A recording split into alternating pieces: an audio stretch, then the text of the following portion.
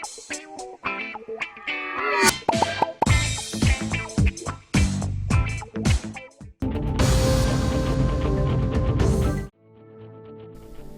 की सुबह तेलंगाना की वज़ीर आला की रिहाइशगाह के करीब उस वक्त कशीदगी फैल गई जब PDSU यानी कि प्रोग्रेसिव डेमोक्रेटिक स्टूडेंट्स यूनियन के अरकान ने फीस रीइंबर्समेंट में ताखीर के खिलाफ एहतजाज करते हुए वज़ीर आला के रिहाइशगाह का घेराव करने की कोशिश की। इस मौके पर एहतजाजियों ने CM डाउन डाउन के नारे बुलंद किए और PDSU के कारकुनों ने प्ले कार्ड्स और बैनर्स उठाए हुए वज़ीर आला की रिहाइशगाह की तरफ मार्च किया, जिसमें मुतालबा किया गया कि रियासती हुकूमत फौरी तौर पर ज़ेर-इल्तिवा फीस रीइंबर्समेंट को जारी करे। पुलिस एहलकारों ने उन्हें रोकने की कोशिश की तो मुजाहिरीन सड़क पर बैठ गए।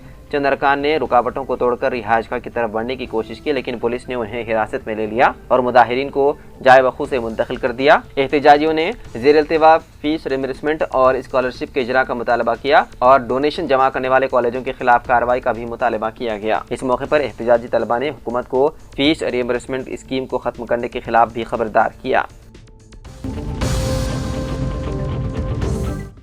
हैदराबाद के बोडुपल्ली इलाके में वाक़ एक खानी अस्पताल में देर इलाज तेलुगु फिल्मों के अदाकार फिश वेंकटेश की तेलंगाना के वजीर वी श्रीहरि ने इयादत की। उन्होंने अदाकार की सेहत की सूरत हाल के बारे में डॉक्टरों और ख़ानदान के अफराद से मालूमात हासिल की। वजीर मौसूफ ने यकीन दहानी कराई कि वो फिश वेंकट के इलाज के लिए अपनी तरफ से हर मुमकिन कोशिश करेंगे और हुकूमत की जानिब से भी मदद फराहम की जाएगी। उन्होंने कहा कि तेलुगु रियासतों में फिश वेंकट एक सरकर्दा शख्सियत है। उन्होंने उम्मीद जाहिर की है कि वो जल्द सेहतियाब होकर दोबारा अदाकारी के मैदान में सरगर्म होंगे।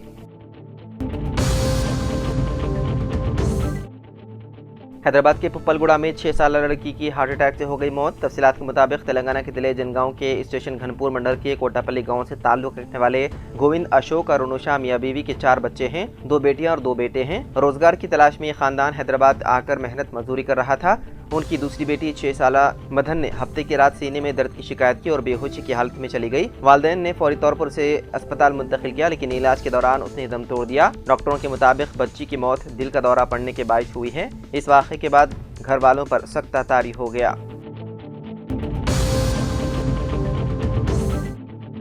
मरकजी वज़ीर मुमलिकत बराए खारजा उमूर कीर्ति वर्धन सिंह के वालिद और साबिक वज़ीर आनंद सिंह उर्फ अन्नू भैया का इतवार की देर रात अचानक तबीयत ख़राब होने के बाद लखनऊ में इंतकाल हो गया। उनकी उम्र 86 बरस थी। आनंद सिंह के इंतकाल की खबर फैलते ही पूरे इलाके में सोग की लहर दौड़ गई।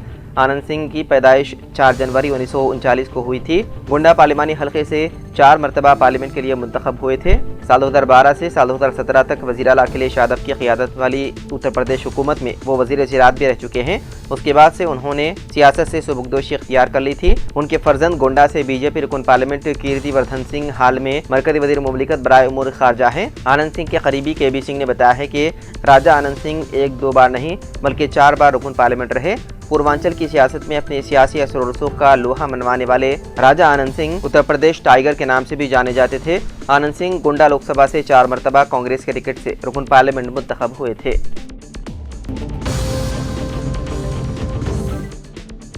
इतवार की रोज हैदराबाद के मदाफाती इलाके में एक हादसे में एक शख्स की मौत हो गई, जबकि उसकी बीवी और बच्चे जख्मी हो गए।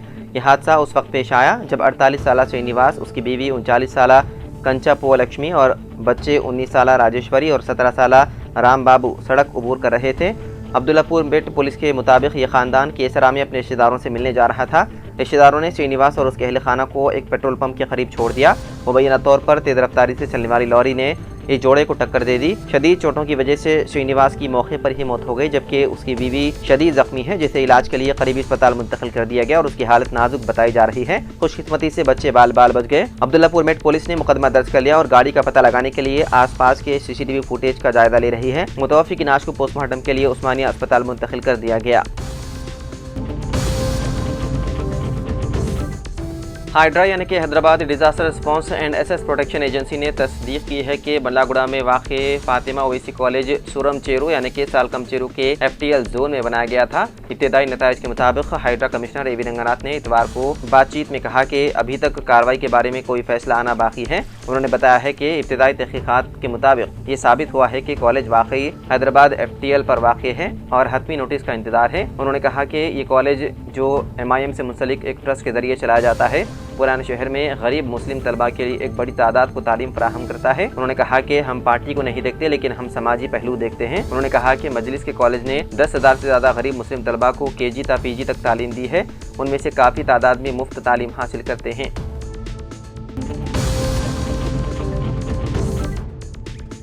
BRH के सरबराह को साबिक वज़ीर आला KCR को यशोदा अस्पताल से डिस्चार्ज कर दिया गया और वो हैदराबाद में वाक़ नंदीनगर में अपनी क़यामगाह पहुँच गए। रूटीन हेल्थ चेकअप के लिए 3 जुलाई को KCR यशोदा अस्पताल में शरीक हुए थे। ब्लड शुगर, सोडियम लेवल्स की मॉनिटरिंग के लिए उन्हें एक दिन अस्पताल में रखा गया। सेहत मुस्तहकम होने की वजह से डॉक्टरों ने मुख्तलिफ टेस्ट कराने के बाद उन्हें घर जाने की इजाज़त दी। BRH पार्टी के कायदी ने बताया है कि KCR पूरी तरह सेहतमंद हैं और बहुत जल्द मीडिया के सामने रुजू होंगे।